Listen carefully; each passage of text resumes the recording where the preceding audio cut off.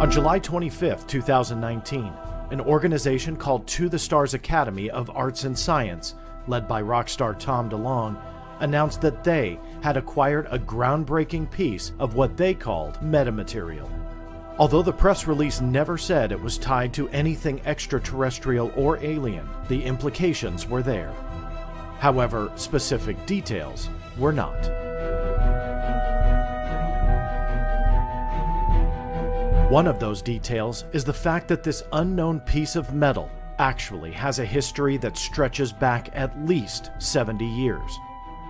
It's tied to a story that involves a late 1940s crashed UFO, a military cleanup, an extraterrestrial being with telepathic communication, and of course, a cover-up to ensure it all remained a secret.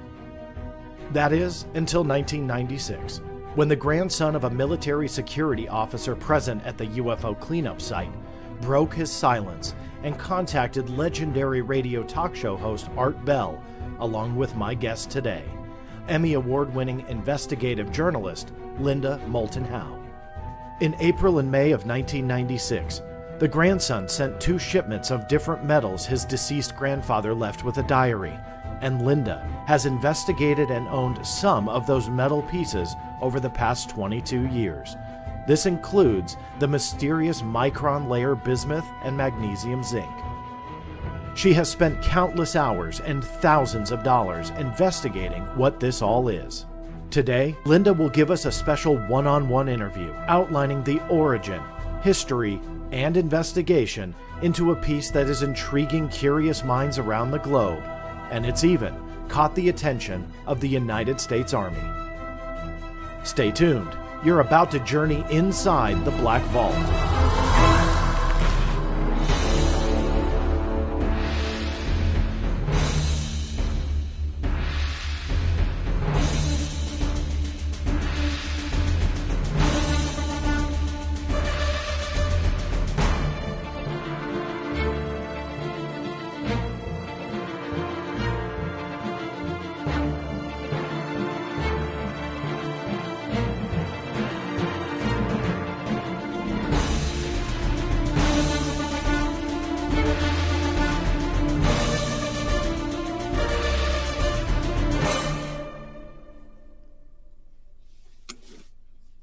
That's right, everybody. Thank you so much for joining me on this journey inside the Black Vault. And with me today, the one and only Linda Moulton Howe. Hi, Linda. How are you? John, it's great to be with you. Well, it is great to have you. Thank you so much. Let me tell you, out of all the shows I've done, both audio and video here in the last year or so, there has been much anticipation for this one. There's a lot of information floating out there, some accurate, some not, and there's a lot of unanswered questions. And the reason why I wanted to bring you on today is for one obvious reason. This piece that is being touted in the media now, it's making some headlines, and being advertised by To the Stars Academy of Arts and Science. At this point, at the time that you and I are chatting, you have more answers about this than anyone. You have done 20 plus years of research into this, right? 22 years. I mean, that's an incredible amount. And so that's why I wanted to bring you on and really kind of tell my audience, who's very intrigued by this entire saga that's unfolding right now. It's a pretty exciting time, but really ultimately get some answers about this piece. I usually don't do this. I'm going to sidetrack on an off topic, but I have to say thank you to many of the viewers and the listeners that follow my social media about today's shooting at the school. I usually don't do any current events on this, but I did have to take a moment and say my phone, text messages, and so on, checking in. My kids were about 10 minutes away from the shooting. It was an incredible day, and I'm glad that everything didn't turn out well under the circumstances. However, I just wanted to say thank you for all of those messages and phone calls and so on that I did get, because that is something that I truly appreciate. Yeah, John, I want to say God bless everybody, but what has happened on my end is that the beautiful picture of you has been replaced by a black screen with a Wi-Fi fan and a turning circle. Okay, let me go ahead and fix that. I'll go ahead and ask you the first question, get started here, because I think I know what happened. The viewers are seeing it. My phone went off. Of course, somebody's trying to call, and that was the camera that you're seeing. So I'll go ahead and fix that in a moment. But let me just go ahead and, again, say thank you to everybody. I really do appreciate that. So all of that said, let me go ahead and just jump in here on what we're going to be talking about. Now, Linda, again, this mysterious metal piece, you got this back in 1996, as I had stated in the introduction. Let me pass it to you. Give everybody a little bit of groundwork here on exactly what people are seeing when they're hearing about this, what they call metamaterial. And I want you to tell me if that's an accurate description. Metamaterial is just another word for nanotechnology, dealing with the atomic and molecular structure and doing it with something like terahertz frequency. That's where we're headed. And John, are you assuring me that if I lift something up to the camera that it's going to be going out? Because now I don't have, you will. You'll get me back. Yeah. The audience doesn't see what you see. So what I want to start with is I want to hold up. This is my binder. It says April 10th to 1996 to April 2019, this spring. Research archive, mine. Bismuth, magnesium, zinc layered metal from the late 1940s wedge-shaped UFO crash between Sierra Blanca Mountain and San Mateo Mountains, New Mexico, probably near Trinity Site, White Sands, by me, reporter and editor of files.com. And this is one of 3 binders that I have produced in the last 22 years. In the SEC filing from To the Stars, when they talk about using the term metamaterials, what they have from me is a piece of the bismuth magnesium zinc that we're going to talk about, a small piece round, a die cut from aluminum. And when they talk about the archive, they have a blue binder that I produced, and this one and the blue, their blue one match. And then this is the original one that I had all the way back. And all of this is to explain, because these have files in them instead of the binder. This all has been evolving for 22 years, beginning in April of 1996, when I was the investigative reporter with Art Bell, and we were doing 2 shows, Dreamland every week and Coast to Coast AM every night. Art was, but he would call me up and say, hey, Linda, can you come on and do 5 hours about global warming or whatever it was, Sasquatch? And we had a really wonderful dialogue between us on everything that was happening when it was breaking news. And I still can remember that in April of 1996, he called me up. He said, I've gotten a letter, and I think we should start with exactly how it started with me. This is the letter, Art Bell. I think you can see that. I can, yep. And that was his address then, and it was April 10th, 1996.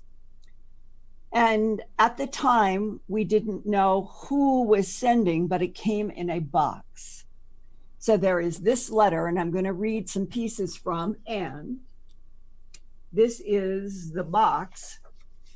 Art is the one who took these out. So that was what we're looking at now for those who are watching either live or the recorded version on YouTube. Linda's holding up the picture of pieces of metal that Art first received. Now, this was the first package, right, Linda? This is the first box. Okay. This came with the April 10th, 1996 letter. And Art called me up and said, I want you to find out what this is. Now, in the letter on that first shipment, there was a sentence where it said that the grandfather described this as being pure aluminum. Here it is. My grandfather, well, here, I'm going to go back a little bit, but the grandfather allegedly from a diary was describing what this, as we learned, was an Army sergeant who said he was from South Carolina in his letters. And when he called me up, I'm the only person who ever talked to him. Art never talked to him. But he said that he was using South Carolina because that was the base that he was attached to. He did not want the public, the world, for us to announce that his home base was actually in Virginia. Okay. So throughout the letters and what we said on the air was true, that he was based in and out of a military operation out of South Carolina, but was a family in Virginia. And that when he wrote this letter, and later on when I talked to him on the phone, one of my first questions, because there's really some wild stuff in these letters that we'll get into, I said, are your typed letters, these are typed letters, just exactly a copy of what we got. Mm-hmm. Are you sort of summarizing from what your grandfather told you, or are these something he left? And he said, no, my grandfather left these metal pieces in a box with a handwritten diary, and he died in 1974. And he said, what I've sent you, the letter with these pieces, he said, I typed from my grandfather's handwritten diary, who died in 74. Now, here are some important pieces. My grandfather was a member of the Retrieval team sent to the crash site, meaning of a UFO, just after the incident was reported. He died in 1974, but not before he had sat down with some of us and talked about the incident. I am currently serving in the military and hold a security clearance and do not wish to go public and risk losing my career and commission. Nonetheless, I would like to briefly tell you what my own grandfather told me about Roswell. In fact, I enclosed for your safekeeping samples that were in the possession of my grandfather until he died, and which I have had since his own estate was settled, and he died in 1974. Mm-hmm. As I understand it, they came from the UFO debris and were among a large batch subsequently sent to Wright-Patterson Air Force Base in Ohio from New Mexico. My grandfather was able to appropriate, put that in quotes, them, and stated that the metallic samples are pure extract aluminum, and that's where this, not the bismuth, magnesium, zinc. Okay. There's none of that here. First shipment are these die pieces cut out. Are pure extract aluminum. You will note that they appear old and tempered. I have had them since 1974, and after considerable thought and reflection, I give them to you. And he goes on to research.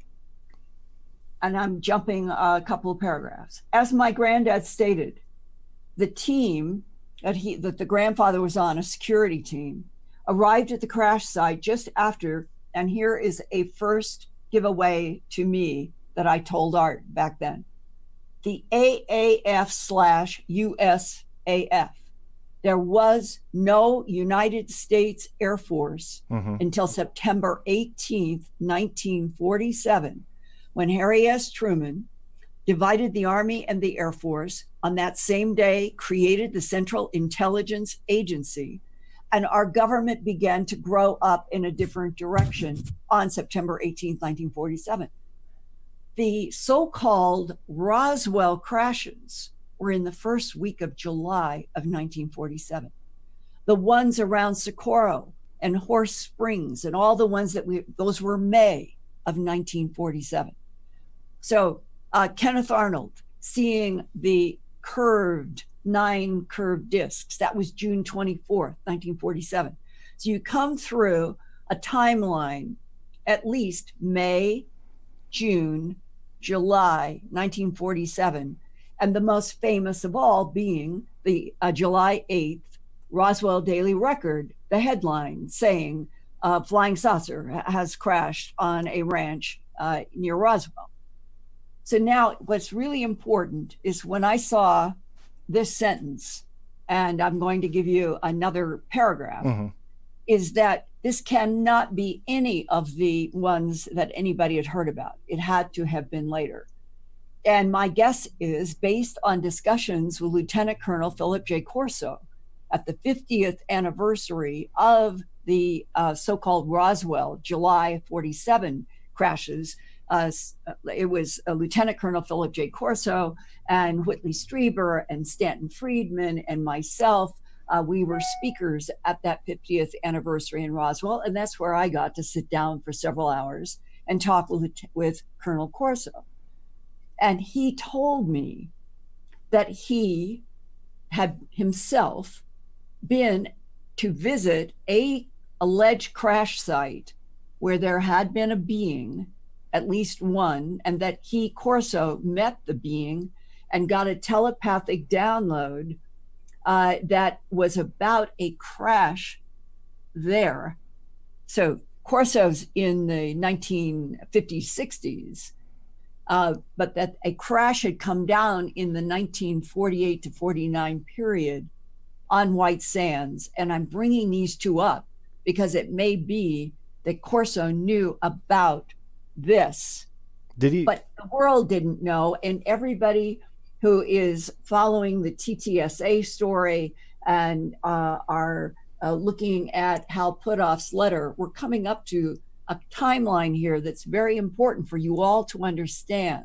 Well, and let me jump in really quick and make sure that I understand and the audience understands correctly, because people have fired back, and one skeptic in particular on my social media started saying, well, Roswell didn't happen, so there's no way that this piece is part of that. but and that would be Cal Korff. It was a public, not a private message, so anybody can verify that. So Cal had posted that. And so just to make sure the audience understands, you knew from the get-go that this was not the July 1947 crash, right. that this was post that. Okay. Now, let me ask you about Corso, because I'm a little skeptic. I'm a big skeptic on Corso's story. But that said, was he responding to your question, I should say, and I'm sorry if my camera goes on and off, Linda. I'm getting used to it, yeah, John. Nobody, it's not supposed to do that. Nobody's seeing that but you, but I'm going to tell you, just please don't let that bother you to come back. So that being said, so was Corso responding to your questions and you told him about this story, so he said, oh yeah, I remember that? Or did he tell you this story and you put two and two together? See, the 50th anniversary was the first week of July of 1997. We got the first letter from the Army guy in April of 1996.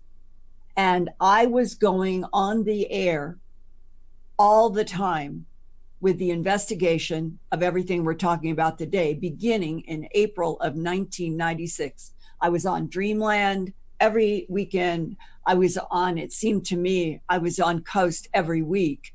And the whole idea was that Art had said, investigate and report. And so every single thing that I was learning, I was going on. And we had 5 million viewers then. A lot of people don't realize that back in the 96, 97, 98 time period, Coast to Coast was reaching 5 million, and we had, I don't remember how many more in Dreamlands. We were reaching a large audience. And so it would be 1 year later in July, a year and a couple of months, that when I get to Roswell with Whitley Strieber and Stanton Friedman, and Jacques Vallée might have been there, and I'm meeting Colonel Corso. I had been on the air so much on this whole investigation. And then a part that we can touch on, I was getting whistleblowers communicating with me, either off the air, by all sorts of ways. And the whole story was expanding into what it would become, because when the bismuth magnesium zinc showed up in a second shipment, that was a month and a half after the aluminum, which I had reported. So 2 shipments, And what I'm trying to do is establish for an audience that a lot of people, even though I've had these letters out in every format possible, it is important to read these letters, and I'm just selecting pieces. Yeah, no, I understand. Continuing from 1996. As my granddad stated, the team arrived at the crash site just after the Army Air Force, U.S. Air Force, reported the ground zero location. They found 2 dead occupants hurled free, and he uses the word DISC. But by the 5th letter that I got, he sent one to me. The 4th letter was to me, directed to me. The 5th letter came to both of Art and me. And in the 5th letter, so we had to go from April 10th to July 5th of 1996 to get this. It had not existed in any of the previous letters. Regarding the 2nd set of samples dispatched, which is the bismuth, magnesium, zinc. This is in quotation marks from Granddad's journal. Sample extraction. He only had 6 small bismuth, magnesium, zinc pieces that he told me on the phone, not in the letter, on the phone, that his granddad demonstrated that the grandfather had been with a security group bringing a wedge-shaped craft. Here it is. Sample extraction. That's the bismuth, magnesium, zinc, radiated light for a full 3 hours with the grandfather and the other security around it. Originally located on the central underside of a wedge-shaped craft, and that the grandfather had written disc, but they were never a disc. It was never circular. A lot of people did this in the 40s and the 50s. You find this because Kenneth Arnold got the flying saucer. He said it was like throwing like a disc across water. So they started the flying saucer and the UFO disc. And a lot of people used the word disc no matter what the shape of the UFO was. And so here it is spelled out, wedge-shaped disc. Speculate this is some type of shielding to enable craft and crew to survive accelerated entry into atmosphere when this craft was experiencing uncontrolled descent. So on the phone, the grandson said his grandfather showed him. He said, I reached over underneath where I'd been seeing that light. I grabbed a hold what I can grab. I pulled, and he said it broke off. In my work in the lab, one of the first things that happened when I got this was they did tests. They always do tests, brittle tests, whatever it's made of. And it is extremely brittle depending upon the force that you put on. That, in a way, was reinforcement that the grandfather could have been standing there, gone over where he saw the light, done this with a man's hand, reached up, and it would be brittle to pull off. But he had no idea function, purpose, or anything else. Now, another extremely important part of letter 5. Remember, I've been going through all these labs, calling everyone, and I'm going to go back to a couple. But it's really, this is grounding that it took until July of 1996. Here was a paragraph, also quoting from the Granddad's journal. Trajectory track was plotted at 31 degrees, 20 minutes to 32 degrees north latitude. Object reversed course exactly. This means it's going like this on that latitude, longitude course. Stops and does this. Okay. That implies intelligent control, which is very important to another part of this letter. Object reversed course exactly without any discernible deviation, and then proceeded as if almost on purpose to the impact site between San Mateo Mountains and Sierra Blanca. Object debris spotted 30 miles radius of the Roswell Army Airfield.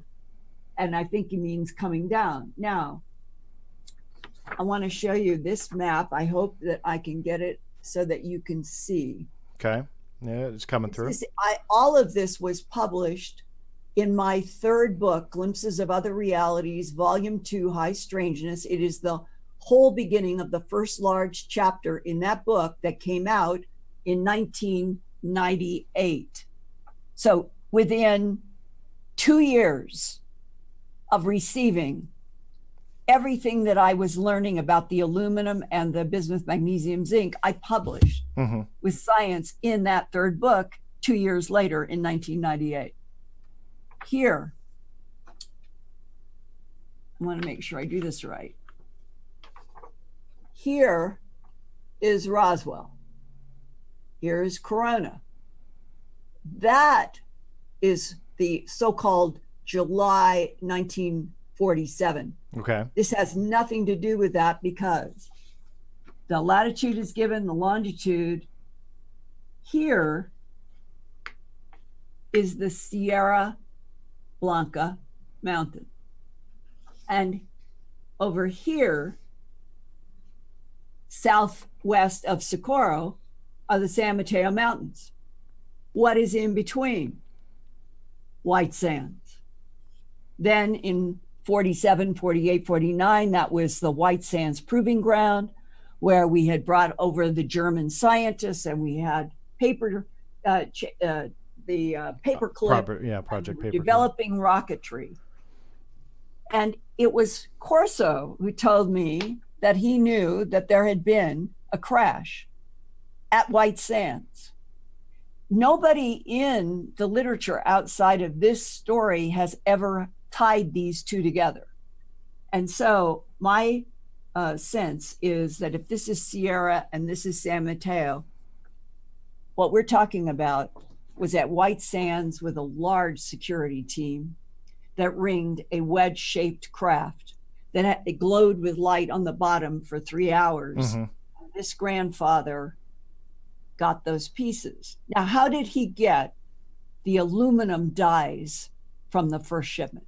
Because when you look at this photograph, and right from the beginning, I was calling various scientists I called Alcoa. See these? These are punches that humans would do in a sheet of something. Yeah. And there was these, nobody's ever identified. All of this was pure aluminum. All these pieces came in that box. These clearly were test dies to do analysis. This had grooves in it, about the size of a 50-cent piece. Here's a quarter to show the size of these. I've had all of these in my hand. I have felt and held all of them. So where are those pieces now? Because those we don't hear a lot about. So where are those pieces? It would be whether Art Bell had them in a bank deposit box or... I see. Okay. So it would be with the Art Bell estate, all of those. Okay. So now, here, just to... Art would send me whatever, 2 or 3 of what we had in a piece. We ended up going to the University of Michigan, working with a scientist there, so we could cut off little pieces because we knew we only had so much.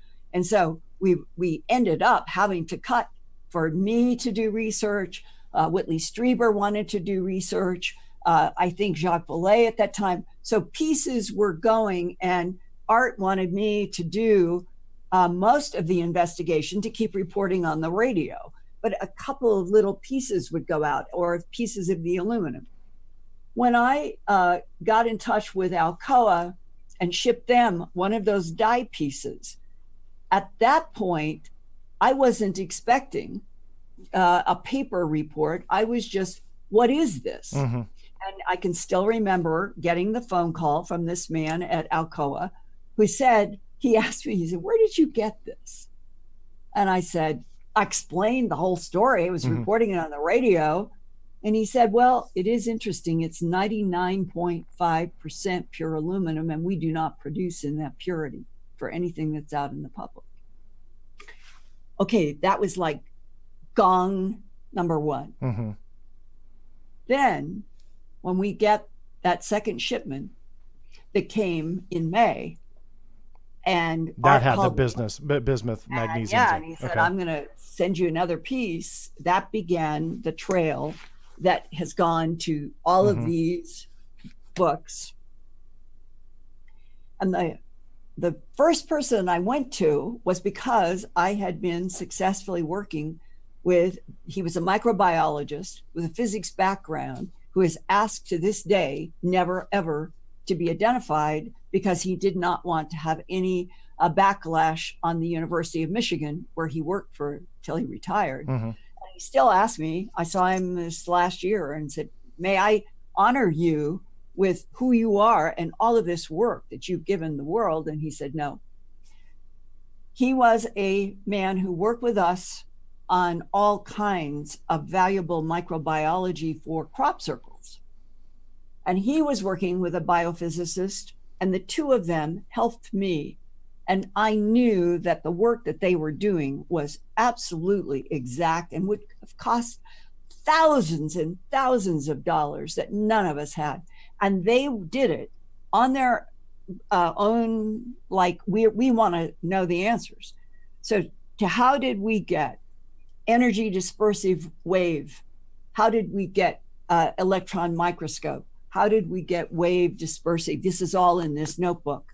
And that this was hard, solid science in answer to my first question to my friend at the University of Michigan. Can you find out what this piece is that is black on one side and silver on the other?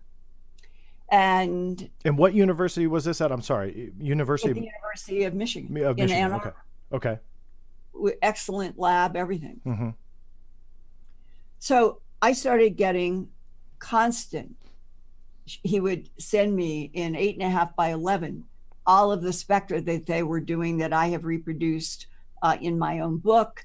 And here's one of the first photos that was done at the lab. And it shows perfectly how one side is black, and that's a quarter in the foreground for size. That's how small they were. Black on one side, silver on the other. So you've got the silver side up and the black side. Okay. And he did this to say, this is where they started. What have we got here? What are they made out of? And as I kept doing the work, I got another bigger piece. And if you can see all those layers. Now, when I'm sorry, so when you say a bigger piece, so there were multiple pieces of. We started off with like a little piece, and then we needed more. Okay. And this, I think, the biggest piece, but we would keep cutting pieces off. We only had, this is no huge supply of anything. Yeah. And when he sent me, there it is. When he sent me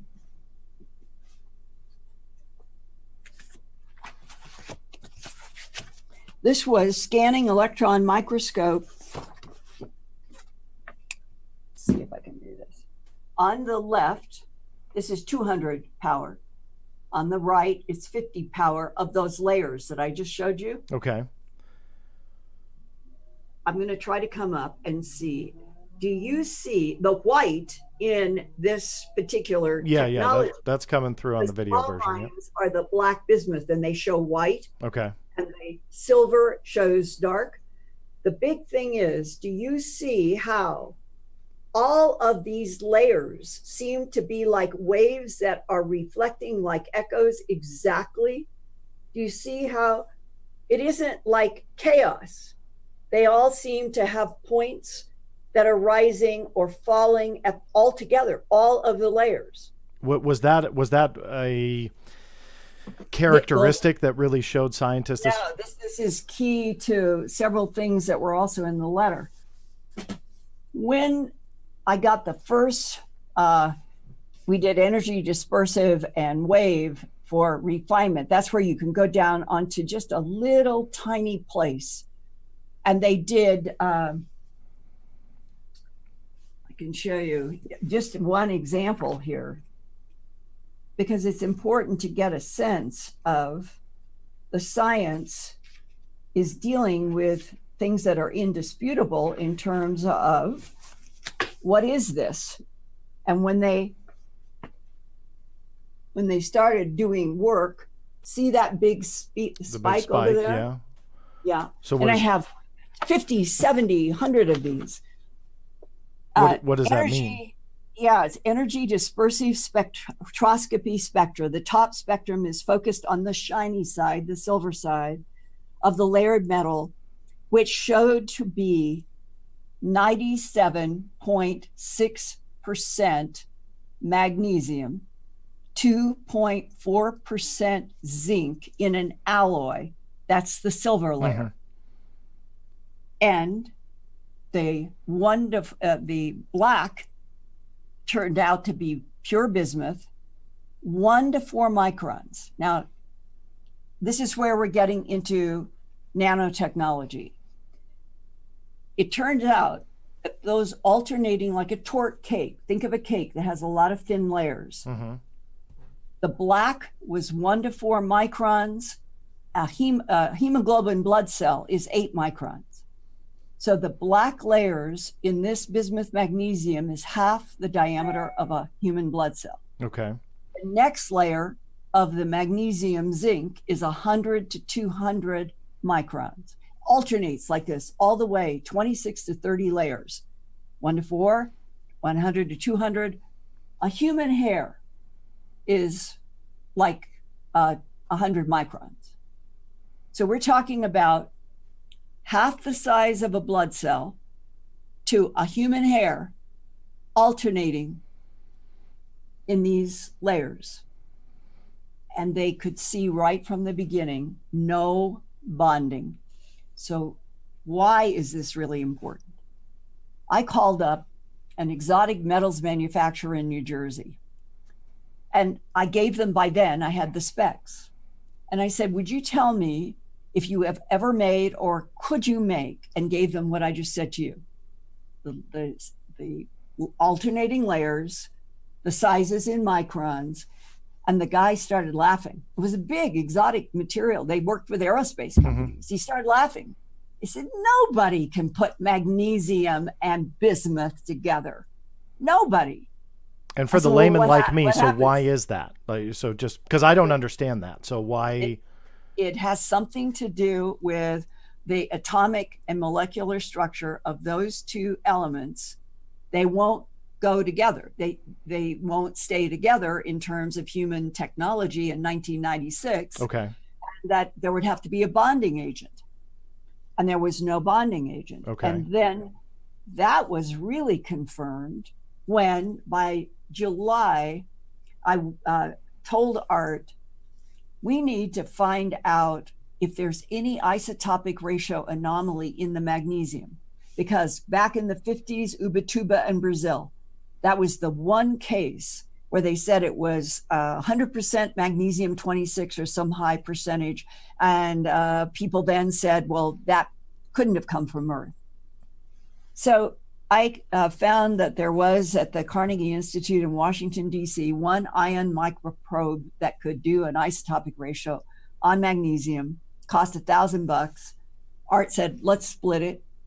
So I got in a car, went to Washington, met Eric Howery was his name. And unfortunately and sadly, he died last year. I would love to have him in these interviews. Yeah, I'm sorry to hear that. 8 hours. And in my book and in work and conferences and everything, I have been showing all of this for ever since we started doing this work. But here is an actual photo that I took as I originally handed over. That's what it went into. Eric Howery is taking it from me, and you can see inside that cage that sort of swoopy silver. Okay. That's a slice of one of the bismuth magnesium pieces that went into, and look at the machine that he was in that day at Carnegie Institute. It was huge. And he sits in the middle. You're not even seeing all of it. And he worked and worked and worked. Just to kind of set the stage, what kind of a scientist is he now looking at it? Ion microprobe specialist. Wow. And that's what they do. Okay. They use these machines to do isotopic ratios down to the atomic level. Okay. And as he started working with it, he said, I don't believe that I have ever seen pure bismuth. He said, on the periodic table, bismuth is right next to lead. And he said, I'm looking for some atoms of lead. Mm-hmm. And he said, I can't find any. So here's another thing. The bismuth, 1 to 4 microns, half the diameter of a human blood cell, is pure bismuth. And that somebody, this is what they do for a living, finds that unusual. Mm-hmm. He had a baseline of magnesium ore from our planet. Our magnesium on the Earth has ratios of magnesium 24, 25, and 26. Use that as a baseline, put that cage with the piece that I have from the Army sergeant and the grandfather and all of that. And it ended up, and he kept testing it for a long time for 2 reasons. He generated a graph because originally I was there to get the isotopic ratio. And that red line at the top shows that the bismuth magnesium piece that we were working with had 11% more magnesium 26 than would be found normal. But 11% doesn't kick it into case closed, extraterrestrial. It's highly unusual. But here was the unexpected. He said, I don't know why. An ion microprobe works by sending an electron down into the metal. Mm-hmm. It's interacting at the molecular atomic level. And he said, this keeps emitting 60 times positive ions that I am getting from anything in the normal magnesium that we know came from Earth. He said, I have no idea. Why is your piece emitting positive ions from an electron penetrating into it? And that was part of his report, that it was 11% more magnesium 26 and had this strange ionization. And then later, I asked a scientist, I said, could that have anything to do with a cloaking mechanism where since World War II, we've had so many eyewitness reports, pilots especially, who have seen what they think is a cloud, and the cloud begins to dissolve away and there is a craft. Or people see a craft and they see all of a sudden a cloud develop around. Mm-hmm. Who knows? This came from the bottom of this craft. Well, those were the kinds of things that I was reporting on the air, and I started getting whistleblower communications. One guy in particular who said, look, I know for a fact, because I worked at Area 51, I've heard of this before. And he said, and if you can get it into the right frequency, it'll turn into a lifting body, neutralize gravity, rise. So that came probably around 97, 8. I do the book, comes out in 1998. And during that period of time, I started having various people contact me saying, we'd like to try. And Hal Puthoff in 1996 was one of the first scientists. Also, Paul Chu, the semiconductor genius down in Houston. He was, there was consideration he might win a Nobel Prize during that period of time. Paul Chu wanted to see a piece. I have a letter, correspondence with him on his letterhead, that he had it for 2 months. was looking for very specific things, said he couldn't find. What Hal was looking for in 1996, he couldn't find. I kept reaching out. Now, and when you, I'm sorry, let me jump in. When you say that they were looking for things that they couldn't find, you're talking about scientific abnormalities? You're talking about people to help?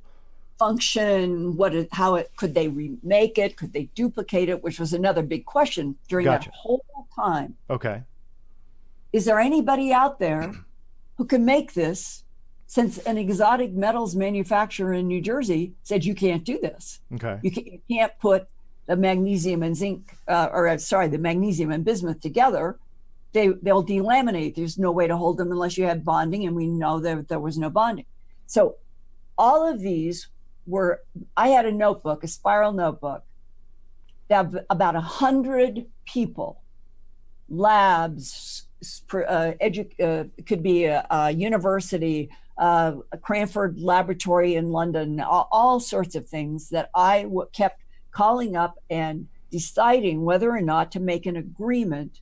And all my agreements were typed on my letterhead, signed and dated by the scientist and me, always with a return date. And so the return date would be discussed with each scientist, and Hal Puthoff, he took it, returned it. Paul Chu took it, returned it. So this all started with a variety of people. Now we go all the way up to 2012. And 2012 becomes a pivotal moment. I knew that I was dealing with something that was not comprehensible to everybody who had it. Hal came to me and said, I would really like to, I've heard you, Linda, on the air, Hal said, where Travis Taylor was working at Redstone Army Arsenal. He was a physicist. The contract and the money for the Redstone Army Arsenal work that he was doing was coming from the Defense Intelligence Agency. He called me up and told me all of this. He said, I've been listening to you on the air. I would like to help you do some electrostatic tests and various tests. And he said, I've asked my boss, and he said, yes, you can work with Linda Moulton Howe, but you must report everything you learn back to DIA. And he said, would that be acceptable to you? And I said, yes. So we did. We started doing electrostatic tests. We did all kinds of things. Nothing definitive. And then he said, working with this, Linda, all of that wavy pattern that I showed you, how all the waves go up and down together, that it isn't chaos. It's all those layers, which would be the bismuth with the magnesium zinc. They all are going up and down the same. The waves are the same. It isn't like one layer is out of sync with the other. They are all together. He said, I've been talking with some colleagues, and they said, maybe this was made to interact with a very specific electromagnetic frequency, and that if you had the technology that you could dial up and down magnetic frequencies and put this, perhaps it has to be in an electrostatic field or this field with the magnetic fields changing, and it might lift up off of a lab bench. So all of that work was done by a company in California, and I was reporting on the air the final conclusion: nothing. Not only could they not get any lifting body, bismuth is the most diamagnetic of all of the elements in the periodic table. That means there should be some kind of a reaction. Because it's diamagnetic, there should be some reaction away from, right? And they said, we couldn't get any. We tried everything. We tried dynamic fields, we tried static fields. Okay, and I'm saying all of this on the air. And Hal Puthoff got in touch with me and said, I've got a lab. I'd really like to try the work on these electromagnetic fields.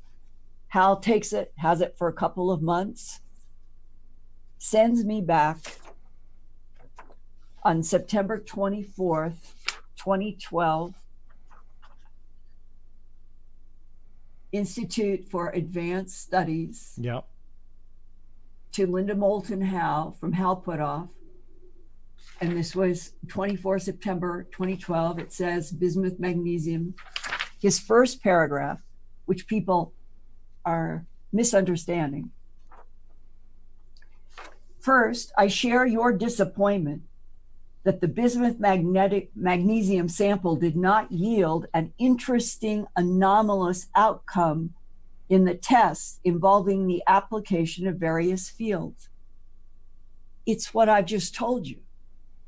It was Redstone Army Arsenal, a lab in California. I'm reporting everything that's happening on the air. Hal comes in and says, I want to try to see if I put this in various magnetic fields. That's what he's talking about. That it wasn't like some failure. It was part of an inquiry. Is there a frequency, a magic frequency that could interact with this very, very unusual, these are micron layers, this is nanotechnology. Those waves, all those waves, they must be there for a reason. And they might relate to, if you get it in the right frequency, maybe something will happen. Hal was one of several trying to test that. Okay. And just like the others, nothing. That's what he's talking about. Then this is the pivotal. This is for me, this is where the whole paradigm shifted. This is Hal Puthoff. As I indicated in earlier communications, however, there remains yet one additional test that really needs to be done, and which I recommend, that could in principle still provide a significant result, but which unfortunately we could not carry out with the instrumentation available to us. And he means terahertz generator. And I'm going to explain something more in a minute. This relates to the observation that the bismuth channels of the size seen in the sample, 1 to 4 microns, half the size of a human blood cell, layered between the magnesium layers of the size also seen, 100 to 200 microns of human hair, closely match, as given in the physics literature of 2012, a waveguide structure that permits sub-wavelength terahertz signals to propagate freely through the waveguide, even though sub-wavelength in size, because that's terahertz. Terahertz are so small. Think about this. If you take the electromagnetic spectrum, all electromagnetic radio waves they all travel at the same 186,200 plus miles per second, the speed of light. All of them. Mm-hmm. The difference is they all have different lengths of wavelengths.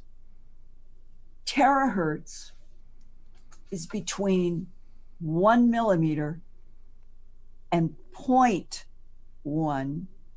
And when you take how that compares to, let's say, hertz,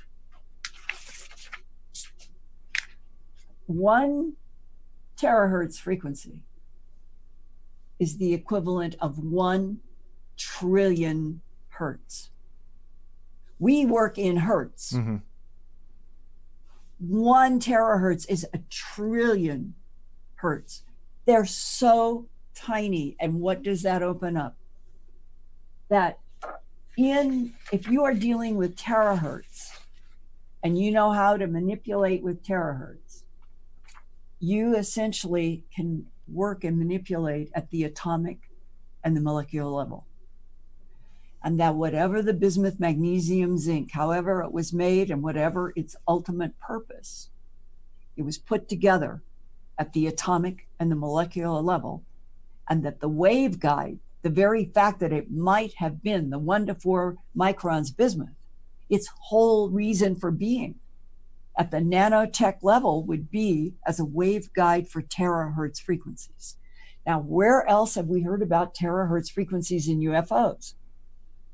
When John Burroughs was in England in December of 1980 and was exposed twice, engulfed in light, we rack all the way up to 2013, and John was dying.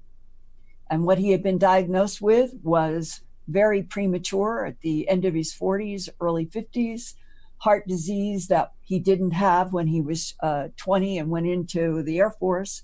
And after the 2 exposures at Bentwaters, John Burroughs showed up, even though he had been totally healthy and had passed all health exams. Within a couple of months after his exposure at Rendlesham, he was diagnosed with a heart murmur, and he couldn't do certain things because the Air Force had found this. And he was shocked. Jump to 2013, he's really sick. And Hal Puthoff and Kit Green communicated with me, with John's attorney, that they wanted to talk with the VA doctors that were stumped about what was wrong with John Burroughs. And this is where we learned this whole other new piece of information, that there was a study, UK eyes only, having to do with unidentified aerial phenomena, science and technology, that had been done at the MOD with DI-55 as a secret, top secret, eyes only study. And it was 2000 when it started. And for reasons unknown to everybody, it was released, not publicly, but it was released from Eyes Only in 2006. Nick Pope and others were able to get some of the papers that talked about the measurement of frequencies emitted from UFOs that can damage human bodies and manipulate human minds. These are words in the UK study that we didn't see, even though it was totally locked up from 2000 to 2006. Somebody miraculously unclassified this amazing 466-page study in 2006. And by 2013, when John is going to die, is what it has seemed, we start getting information that it probably was terahertz frequency interaction with John's heart that did damage. And they even knew to tell the doctors, what you're going to have to do is you're going to have to go into the heart, and the leaflets in that control blood flow, you're going to have to exchange his mitral valve with those leaflets. You're going to have to take out what's damaged, and you're going to have to put in an artificial mitral valve. When John became conscious, he told me that a doctor came in and said, I've been doing a lot of heart surgeries for a long time. And he said, I've never seen anything like what we took out of you. And he said, I just want you to know why you were so sick. He said, the front leaflet in your mitral valve was down to a little thread, and you've got to have paddle motion in the blood to keep it going. It's got to be something that's why it's a leaflet there and it moves like that. He said it was down to a thread and a little bit of tissue, but he said, it's the back one. We couldn't believe it. We've never seen ever that what a mitral valve where what would be the back leaflet was completely shredded. We don't even know how this is possible. Well, behind the scenes, the discussions were that because John had been engulfed in light twice at Bentwaters, and they knew through studies that they were doing, and it's in this UK study that was finally released to us, that terahertz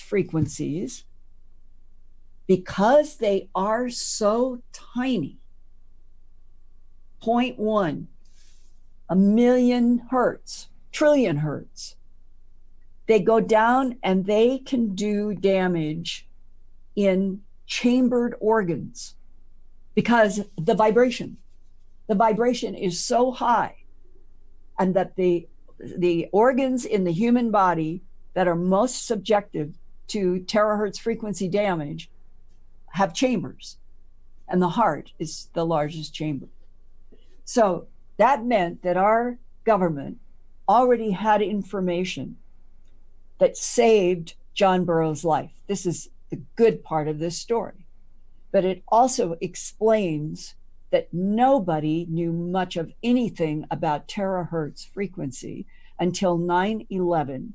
And where do we then find we have terahertz in our daily lives? When we go to the airports and we have to go through one of those detectors and we put our arms up, that's terahertz frequency. Why there? Why is it not hurting us? They say it's because of the very specific frequency that will go through your shirt or your jacket, but that it's not going to go through skin. But now,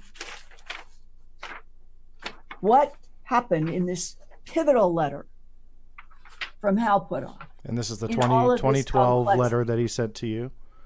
Yeah. Okay.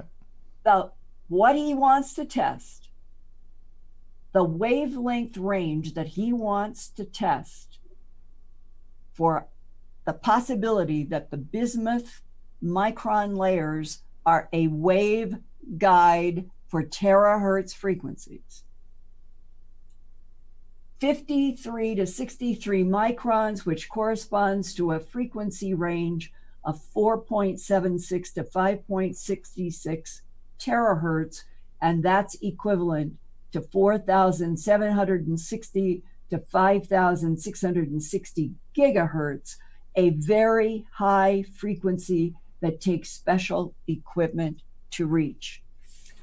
I want you in the audience to just hear one thing here that is so important, that underscores, this is now. I printed this out today. This is November 14th, 2019, about terahertz radiation. Terahertz radiation occupies a middle ground between microwaves and infrared light, known as the terahertz gap, where technology for its generation and manipulation is in its infancy. Today, right now, it's in its infancy. It represents the region in the electromagnetic spectrum where the frequency of electromagnetic radiation becomes too high to be measured digitally via electronic counters. So it must be measured by proxy using the properties of wavelength and energy. Similarly, the generation and modulation of coherent electromagnetic signals in this frequency ceases to be possible by the conventional electronic devices used to generate radio waves and microwaves. This requires the development of new devices and techniques. And now I have brought you up through 22 years of complexity to me, to the stars, Jacques Vallée, Hal Puthoff, and others who have tried to build the terahertz generator that Hal Puthoff put in that letter to me in 2012 with those numbers that I just read of those very high terahertz frequencies. When he sent me that letter, Hal had written a private note. He said, Linda, contact these two professors in two universities, see if they can build the generators that we need to test, to see if the bismuth is a terahertz frequency guide, a wave guide. And if it were, then we might be on the track to neutralizing gravity, perhaps the Holy Grail. Okay. I'm not saying that's in his letter, but no, I got you. For one, I know this is so complicated. No, and I don't want to run out of time with you because I'm down to about 25 minutes. But let me. I'm just so close to that we go from 2012. Mm-hmm. Two universities say they can't do it. We get to 2016 to 17. Hal gets the bismuth magnesium again for another test. Mm-hmm. It comes back. Jacques Vallée says, Linda, I think I've got a company that can do terahertz frequencies.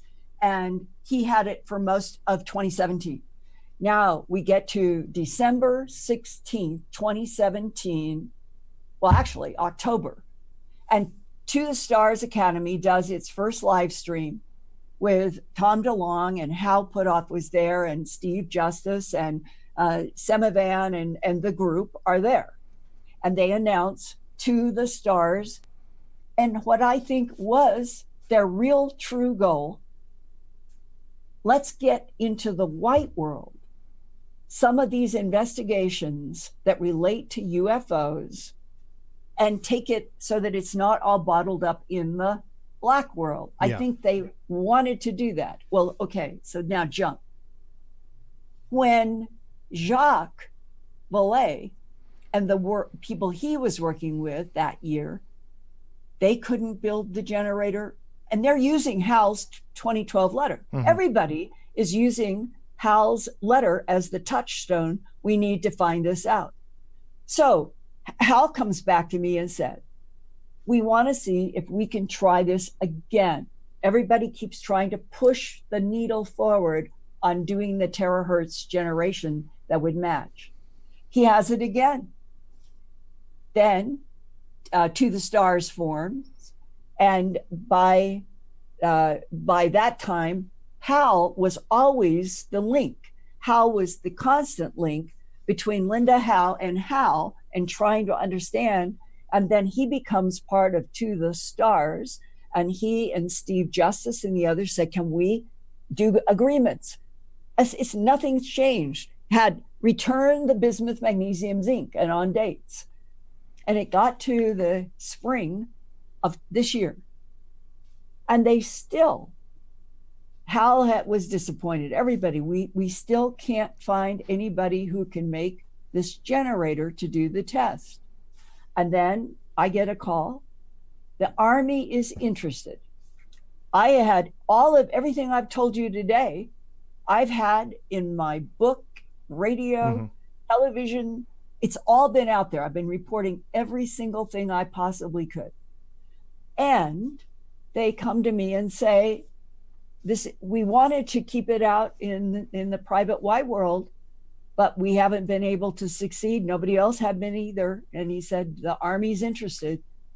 And it was because of this terahertz generator was the issue. That exactly. Was okay. It's the same. And I just read to you from why this is in a way proving that what came to Art Bell and me in a box, the second shipment, in May of 1996, with all of these, everybody saying, I've never seen such pure bismuth. You can't put this together. Nobody to date, John, anywhere, even though people have said, oh, you can make it in an electroplating lab.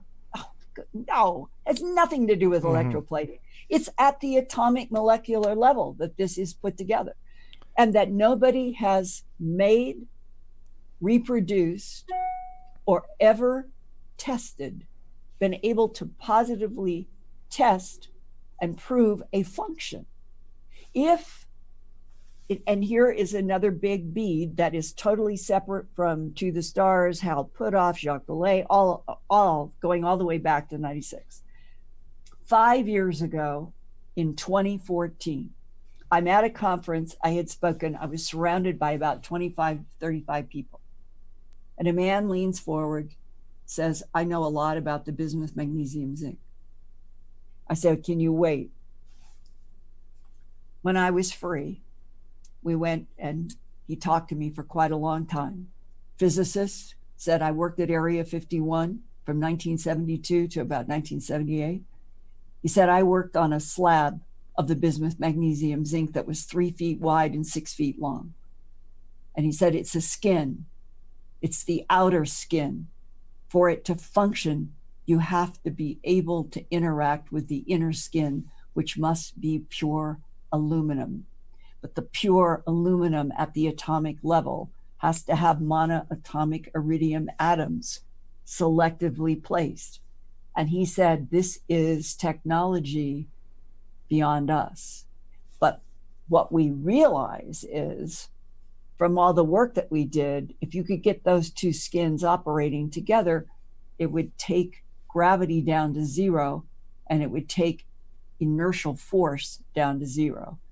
And he said, and if we ever are able to make it, then we would begin to understand that when David Fravor and the pilots on the front page of the New York Times and Washington Post and Politico in December of 2017 said that they knew what they were watching, something that's traveling a few thousand miles an hour and stops on a dime, something that's traveling a few thousand miles an hour and does a 90-degree turn.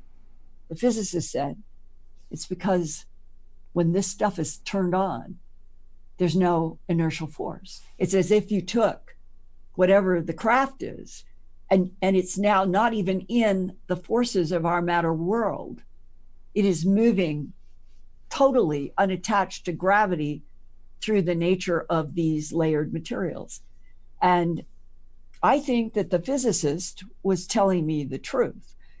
He will never, ever be in public.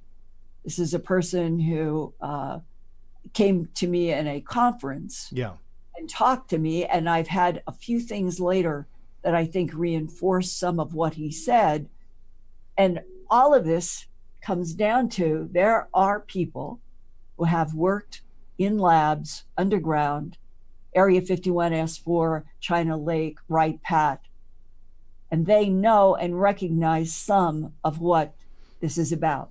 But in terms of the white world, brilliant scientists who have never once been exposed to any of this, we are being almost in a way proved by all of these 22 years of investigation, with nobody being able to make it, nobody being able to, so far, even test it with the terahertz frequencies. And Al Puthoff began predicting 2012. Yeah, and so that's obviously where the Army comes in. Now, I'm running out of time, and I've got quite a few questions that I want to ask you.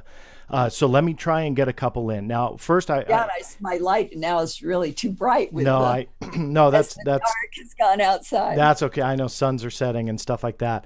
So I'm glad you brought up the 2012 Hal Puthoff memo, because it seems like on social media, and even out of the corner of my eye over here, I know a skeptic, at least one anyway, tried to say Hal Puthoff told you that this whole thing was a hoax. That obviously is not true. You don't even have to. No, I know. You can. Yeah. What people, I think, don't understand, and it's a little bit evident in the room on certain points, is that they have these preconceived notions that, oh, well, Hal Puthoff told you it was a hoax, and so they go around and they circulate that. What I want to point out to people is that you can read that memo in full on Linda's website. So you don't hide from that. So, and then again, we don't have to get into that, but I wanted to at least point that out, that anybody can look at that letter. It is obviously something that skeptics and debunkers say, aha, Hal Puthoff said this, but he didn't. And so we've already established that. Moving on, though, with the skepticism, because I want you to address this as well, because this is also out there. A lot of people point to the work of Nicholas Ryder on this back in the, I guess, late 90s or so. So his, and I want you to comment on this, and if I can just encourage you to be a little bit brief, just because I want to ask you a couple other things. But for those who aren't aware, I know Nicholas had looked at the pieces. Obviously, I guess this is considered a skeptical response. And in, I guess... Totally unscientific, totally unprofessional. I don't care. And when you take him trying to turn it into like the residue that would build up in some kind of a lab, this is the, like some people say, oh, it's got to be electroplating. You just start doing some basic education about electroplating and vacuum, vapor vacuum deposition. That was his explanation. Go to the work that is in my book that I have done at Earth Files. Look yourself at Eric Howry, to the people who, and when Eric was looking at the bismuth layer, and there's nothing but bismuth, and there's no bonding agent, there's nothing. It goes pure 1 to 4 microns bismuth, 100 to 200 microns, 97.6% magnesium, and 2.4% zinc, and keeps alternating like this up. And when you do that, you end up with no more than 1/4 of an inch, maybe not even that much. These are not thick. It's because the layers are at micron. This is nanotechnology. This is constructed at an atomic and molecular level. It has nothing to do with vacuum vapor deposition. It has nothing to do with electroplating. This is and with by that you're talking about his theory of the, I guess it's called the Betterton-Kroll process. Yeah, it has. I don't have any idea why he would persist with something that did not match. How many pages that I have? Yeah.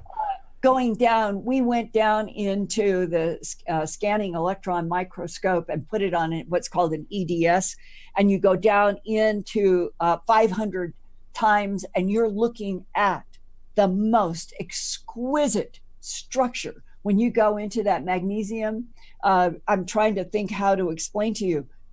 If you're in nature, and let's say that it was a random splash, you're not going to see exquisite, geometric, perfect patterns. And that we have in our photograph. So, and one last thing, and then we'll move on. But I, again, want you the opportunity to respond to that, where people often point to the fact that he was able to make the piece dance by hitting it with 200,000 volts from a Van de Graaff generator. I mean, can you do you even want to comment on that? Because again, that's what people point to a lot of times, that that's not really an anomaly, that he was able to do it with aluminum foil as well. I just, to me, this is spinning wheels on something that was totally off the mark and outside of science from the beginning. I don't know his approach you're talking about.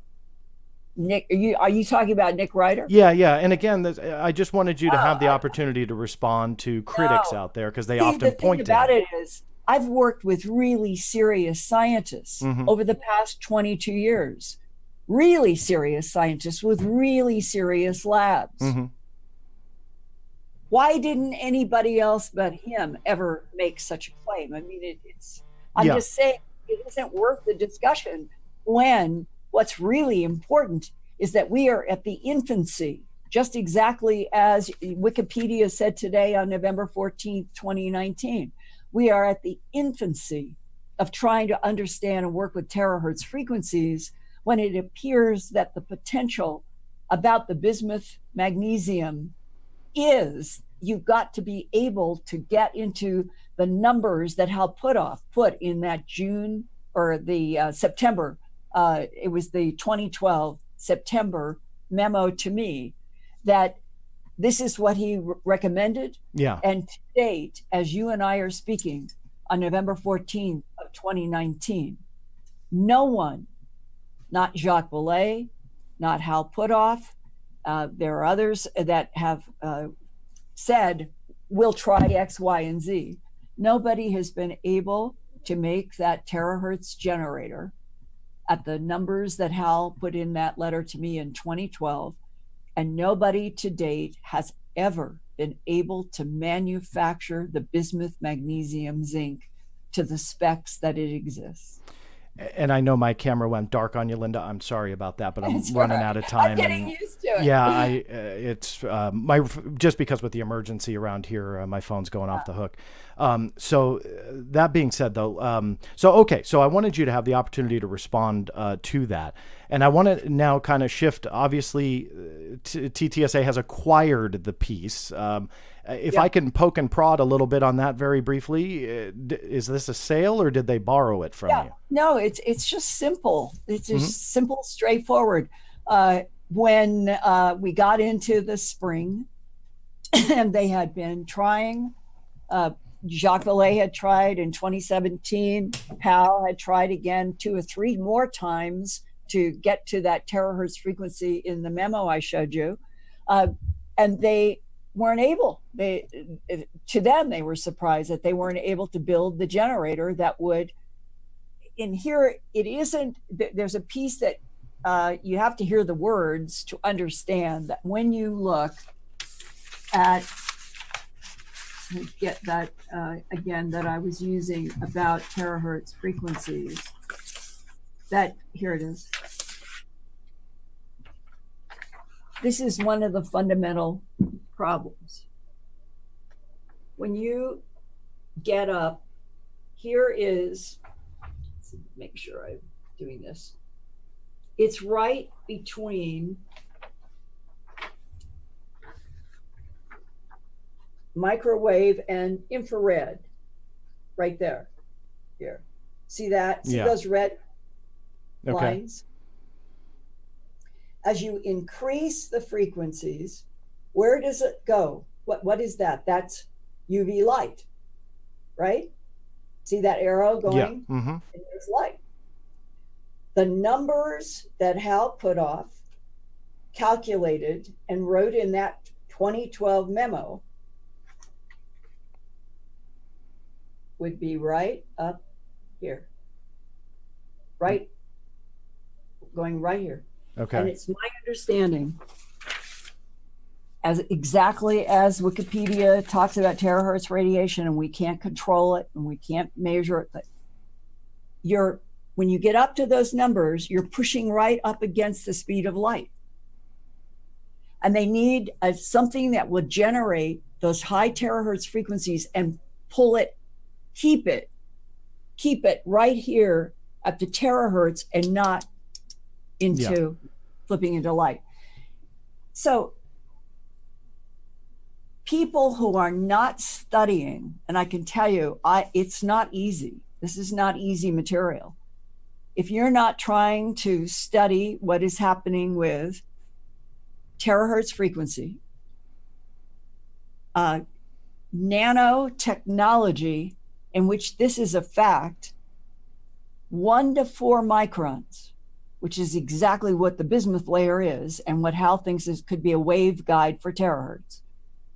1 to 4 micron is called the entrance into nanotechnology. That is the level at which, say, 20 years ago, when we first got the letter, 22 years ago, nanotechnology was not what it is today. And there were even articles. I remember that I've got one in a file, 1 to 4 microns, the magic entrance in nanotechnology into the molecular and atomic level world. So that had nothing to do with my investigation. I'm saying that has been the evolution of the nanotechnology science. 1 to 4 microns is one of those magic numbers. And it is exactly the diameter of the bismuth. And for Hal to make the calculations, he's been working his entire life from the early 60s. He was at Stanford. Apparently, I was a student and he must have been still working there. I didn't know that I would meet him many years later. But Hal has been working on all kinds of classified projects from the 60s up to now. So he could get information that might have guided him about trying to achieve those numbers. And then, just like me, you have to find the lab, the science, and to make it. And so here we sit with something that exists, came to Art Bell and me in 2 different boxes. And the second shipment has turned out, I think, that the implications for the future are that we have something that if we ever are able to work with, would neutralize gravity. So with all of that said then, away from the science, because it sounds like that paving the way, this is what the Army is for. Vice News dropped a story today with details. I just want you to quickly confirm it because I have a couple more questions for you before we end. I guess you went on the record with Vice News about the deal that you had sold the piece, right? Oh, yeah. You're talking about Banias. Correct. Yeah. So MJ Banias from Vice News. I haven't seen it, but to me, this is not anything that is even mysterious. No, I'm not making it out to be. Yeah, I know people are curious if this was a loan. Where we left off is that by the spring of this year, they still hadn't been able to get the generator of the terahertz frequencies. That's the reason. That is what I'm talking about. Mm-hmm. And it goes back to Hal's 2012 letter. Yeah. And they called me up and said, we haven't been able to get the generator in the places that we thought would be the white world, and the Army is interested. And they presented it to me. We can do a 3-way deal, just like I've been doing mm-hmm. for 22 years. Mm-hmm. You can have it for this long and then return it.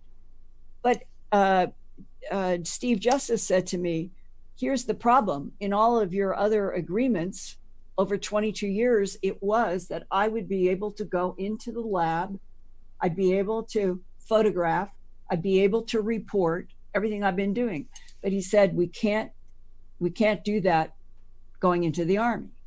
So it would be a 3-way deal that, and I said to them, let me think about this. And I thought, I don't want personally to be in a position where one of these extremely valuable pieces, because I have another, but I don't want to feel like it's gone from me and I won't ever get it back, because what guarantee would there be? Yeah. If you, right? And that at this point, in 22 years, nobody was handing me anything. When Art Bell and I split the $1,000 bill, that was only one of hundreds mm-hmm. of bills. So to me, the fair thing seemed to do, since I have my own other piece, and I have my own other piece of the aluminum, and I'm doing some work on it myself, is just, okay, you guys, I'll sell it. You have it. I won't be a third leg on a table, and I don't know and I would never have been able to have the clearances to go into the labs of the Army, I'm sure. So it was just a practical, matter. And so you still have a piece, so you're obviously going to pursue that. I have my own, yeah. Let me ask, I don't want to put words in your mouth, so correct me, but I think, and I'm fairly confident that you would believe that the military is part of a cover-up about this topic. I am a firm believer in that. With that groundwork there for both of us being in agreement, I was actually very surprised when I saw the headline and I saw that the Army was interested. And then I saw that when push came to shove, because there were not many details in that To the Stars Academy press release. I mean, I had to dig myself, and it was the Army that was actually very, forthright with me that it was about the materials. And it was the Army that was the one that gave me the agreement. Quick footnote here. I have no idea what other pieces. I don't think the bismuth magnesium zinc is the only piece that they have. No, it's not. The one that Hal put off. Hal is front and center in the work of To the Stars mm-hmm. and has been from the beginning. And Hal has always wanted to understand the bismuth magnesium zinc. But there are others in To the Stars, and they may have other things. So what we don't know, and I don't know, is what all are they testing, and what all with the Army. Does the Army have its own pieces that they have gathered from UFO crashes historically, or been given because General Eisenhower was president at a particular time and he loved the Army the most. And who knows what people have had in their own archives, and maybe the Army went to ttsa because maybe they've got a piece of this, and they recognize. That's the part none of us know.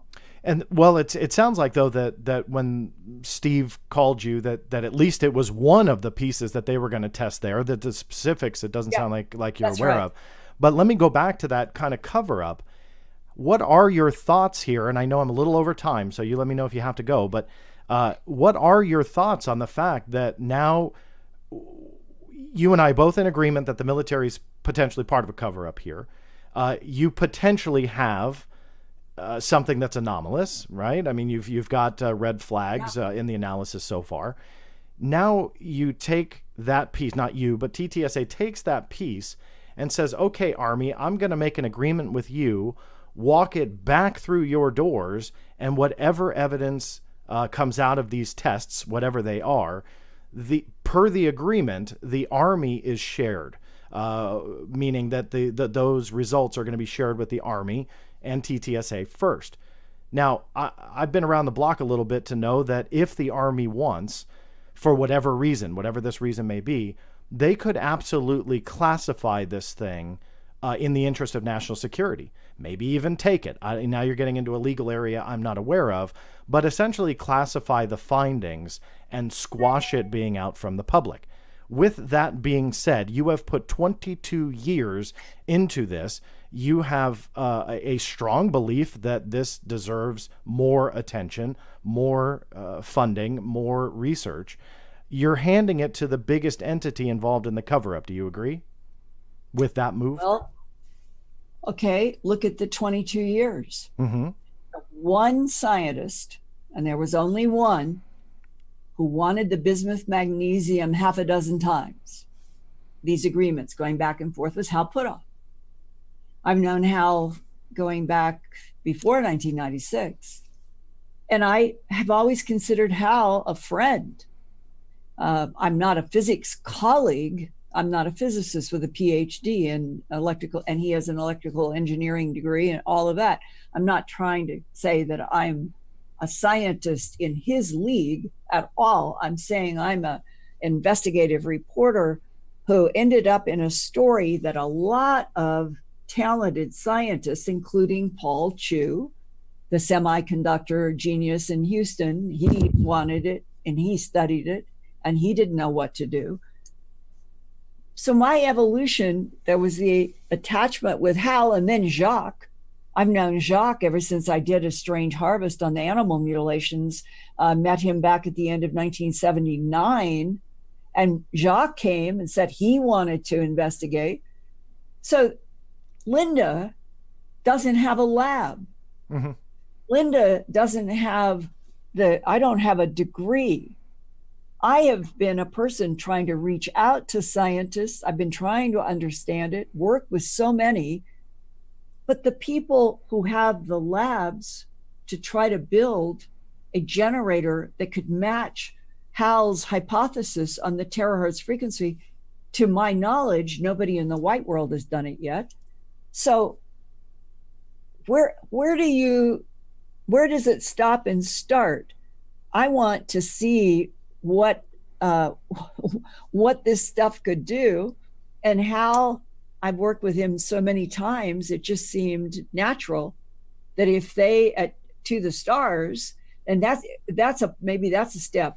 To the Stars got the bismuth magnesium from me in August 5th of 2018. They because Hal wanted to investigate it. So I was on exactly the same agreement. Yeah. It'll come back to me at X. And we did this 2 or 3 times. And by the spring of this year, with stuff going back and forth agreements, and Hal and Steve saying we really were disappointed we still haven't been able to get the generator made. That's just how this has evolved. But you haven't, or have you received confirmation that they have the generator at the Army, or do you not know? I don't. No. I Okay. do not know. So last very quick question. After everything that you've experienced, obviously there's still some unanswered questions, and tests need to be done. Are you confident that this is a piece of alien technology? And if so, like how confident? Are you 100%? 50%? It is a very good question. I can answer by recalling, now that you've asked the question, what came into my mind so strongly was the University of Michigan professor. He called me to talk about the fact that they were amazed at the structure, and that in the energy dispersive and the scanning electron, and that they're seeing structure and they don't really understand what they're dealing with. And I believe it was the professor who said, you know, Linda, the more I've worked with this, the more I think I'm handling something that was not made on this planet. And when he said that on the phone, and I think I had a piece in my hand that he'd asked me something, and I think I had it, because what I remember is opening my hand, and suddenly it was like I could be holding molecules and atoms put together by a completely other intelligence, not from Earth, and that this is the closest that I've ever been to what I've wanted to understand ever since doing animal mutilation investigations.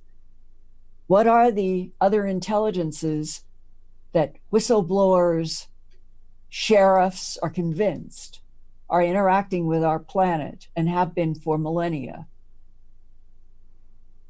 And yet we, the human family, are denied all information and are told we are alone in the universe. And all of it came collapsing in that moment as I was holding that piece in my hand. And I guess at that moment, I did feel this is not human. So it sounds like you're 100%. I guess I don't know what the percentage that would contradict the conclusion after all of the science would be.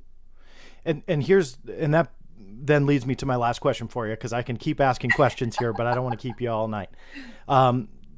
Because of your being convinced after 22 years of this, I'm going to go back to the Army thing one last time, because I don't know what to think. I brought you onto the show not to quote unquote endorse anything or say it's alien. I don't know. I'm not educated enough with the science, if no one's noticed yet, to really kind of sit here and go, oh, well, wait a minute, this could be an idea. I wanted to get the chronology from you, the science that you've done, and put it out there. And I appreciate you allowing me to do that.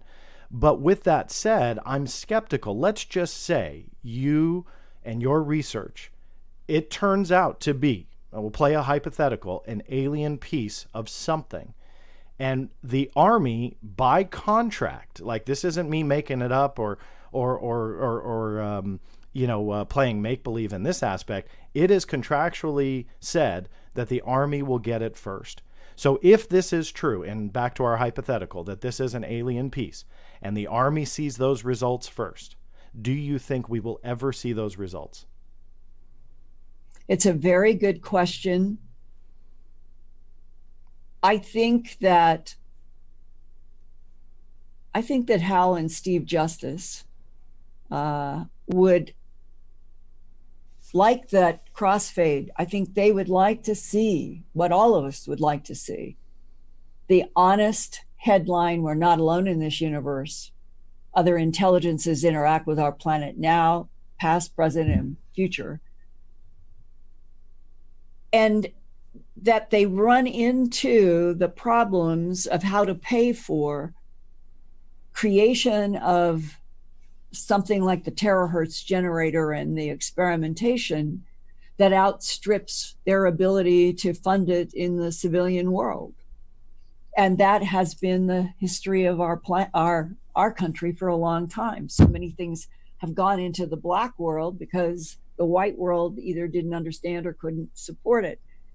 The big, huge thing here is that after 22 years of so many different scientific investigations, the bismuth, magnesium, zinc has held up as something that is not comprehensible, both in structure or function. So if you then combine it with the 5 letters allegedly from the grandfather, and the idea that back in the 48, 49 time period, that there would have been the ability to have secret security units that were assigned to UFO retrievals that became moon dust and all of the things that we know about later. There is something about reading these 5 letters completely, and you can read all of them at earthfiles.com. They're all there, every single, there's no edit. And you can see why over a period of time, if the government was being exposed to the information that is in those letters about portals, portal jumps, other dimensions, it's all in these letters. And part of, I think, the discomfort that scientists and political leaders have had, as one, this goes all the way back to around 1984. And before he died, I was able to meet a military then officer. He was dying of prostate cancer.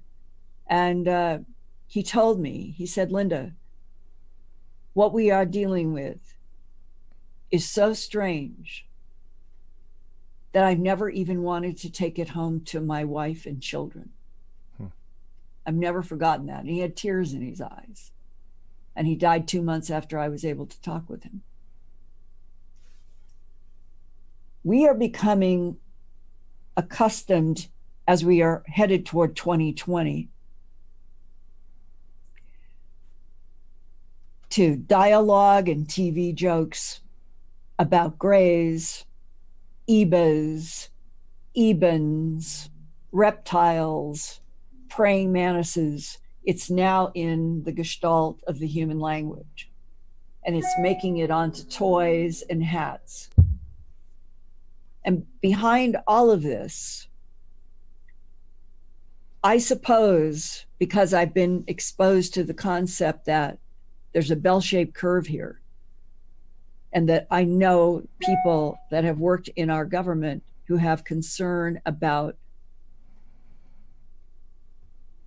demonstrated hostility of part of the phenomena and help, serious help, leaving the question of agendas and what has been left at alleged crash sites. And that some of these people have told me that we know that some of this was Trojan horses, that something that appeared to be a crash, when we followed up on certain aspects of the science that we got from technology, led to red herrings. And we began to wonder if we were being deliberately guided in some paths to slow us down. And another communication that I had was the ebens, the extraterrestrial biological entities with the pear-shaped heads, not slanted eyes, their eyes are rounder. We think that they help us. We think that they are allies, but they lie. So if you put all of this in a box, I would like to know the truth about which non-humans have been interacting with this planet, mixing and matching genes, harvesting genetic material, animal mutilations, blood sacrifices, everything that goes back to the Anunnaki, who I do not think were mythological. I think they were full-blood ET. And that there has been an evolutionary history of which we are the current standing up model that was set in motion by genetic manipulation by intelligences. And so in a way, we are androids, and that whatever the technology is that has been left at any crash site that we get, it's a 50-50 chance it may be designed for real, and it may be designed to block. You and I and those of us who are not advanced physicists, we don't have the ability to explore and investigate the bismuth, magnesium, zinc beyond holding in your hand and seeing all of these hundreds of pages that I have in binders from this work of 22 years trying to understand what is this, how is it made, and what does it do? And the very fact that we are now at the end of 2019 and that it is still, these are major questions, and that what people should be interested in is, can To the Stars with the Army find out something and report it? They say they're going to report it because there aren't many people who can deal, even at the level of what's being hypothesized. So I have not given up working with other people on what I have. And I really hope, because I like and respect very much Hal Puthoff and Jacques Vallée and Steve Justice, I hope that they will get a breakthrough, and that if we get something public from them via Army labs, it could be the beginning of finally getting that big headline that the planet is never going to be honest, ever, John, on anything until that headline is out. We're not alone in this universe. It's preposterous for us to be living on a planet that has been sold a bill of goods by power brokers, that we're alone in the universe. We're not. We're not alone. Some would argue that the military is going to do the same thing, meaning squash that truth. But it sounds to me it's a gamble either way. Again, playing our hypothetical that if this really was a piece of alien technology, and if it turns out to be, would we get the results? I have no idea. Linda, it's a good place to end it. I mean, I could talk to you all night. I know we deserve the truth. Hey, you and I are in agreement on that. I mean, we do deserve the truth.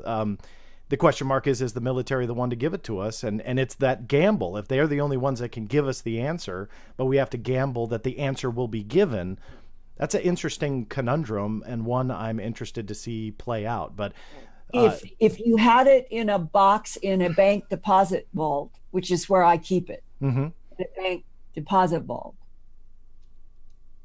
just weigh that, a bank deposit vault, until somebody comes along, does another agreement to try X, Y, and Z after 22 years, versus the possibility that Hal and Steve Justice, Lockheed, and that group working with the Army, with the intention that they've described, that they want to try to get information out to the public. And Lou Elizondo has said that he feels we're way past time in making all of this public. Then maybe this agreement with the Army could be one of those steps where they will be able to report something, and it will be the crossfade we've been waiting for, from the policies of denial to policies perhaps of beginning to tell us more truth. And the technology, it is so difficult. Start doing reading. All of you that are listening, start trying to update yourself on reading about terahertz frequencies, reading about what it is doing in airports, a whole wide range, and realize that you say, I need a PhD in physics, I need a PhD in quantum, I need a PhD. And that is what separates the world now. That there's so few people who actually can deal with the complexities of what these physical artifacts appear to be.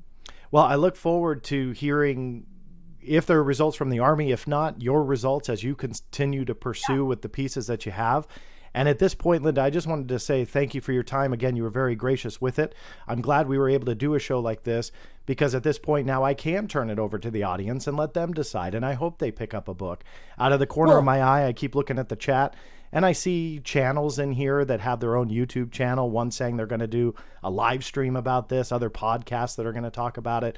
So that's what's good. They might be skeptical. I can't sit and read every word, but that's okay. The dialogue is going, and I think that that's important. Thing. Sure. Just one thing. Neither you nor the audience nor I are in a position to come to any conclusion. This is outside of the general world audience's ability to even understand terahertz, let alone what's happening with nanotechnology. If there is any appeal that we can make to the audiences that we have, start trying to educate yourself and find out how difficult this material is in terahertz frequencies, and what happens when you are bonding at atomic levels in molecular structures that are intelligently placed, which is the characteristic. And the more you begin to learn, if the whole audience did that, if all of us began studying, and then we realized how difficult this is, then anybody who has the laboratory and the money and the skills to investigate and can report, we should appreciate, I hope. But like you, I've always wanted to do reality checks. I always want the pressure of fact. It has been the hallmark of my life. And maybe we'll do another program if I can learn something else. Yeah, I'm looking forward to it. I got to about 6 of the 12,000 questions that I had, so that's good. But thank you very much. Great guy. You know, I want to give you my standing ovation for doing the Black Vault as well. Well, thank you. You've been in this for so long, and I respect what your goals are so much, John, and thank you. Well, no, I'm honored you said that. I appreciate that, and thank you. And I'll say it again. Thank you very much for your time. You were very gracious with it. I hope everybody listening and in the chat room, and this will be turned into a podcast, and that might be how you're listening is on the podcast. That will turn into an audio version here in the next day or two.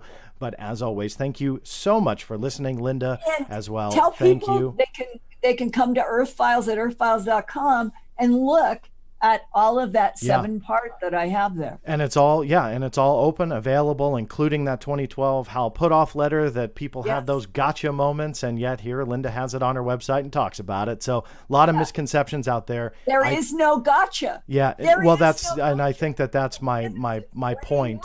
Yeah, I think that's my point, is I hope people do try and educate themselves, maybe less with the science because it's out of my realm anyway, but more so with the facts around it, because it seems like there's a lot of misconceptions. So thank you for clearing that up.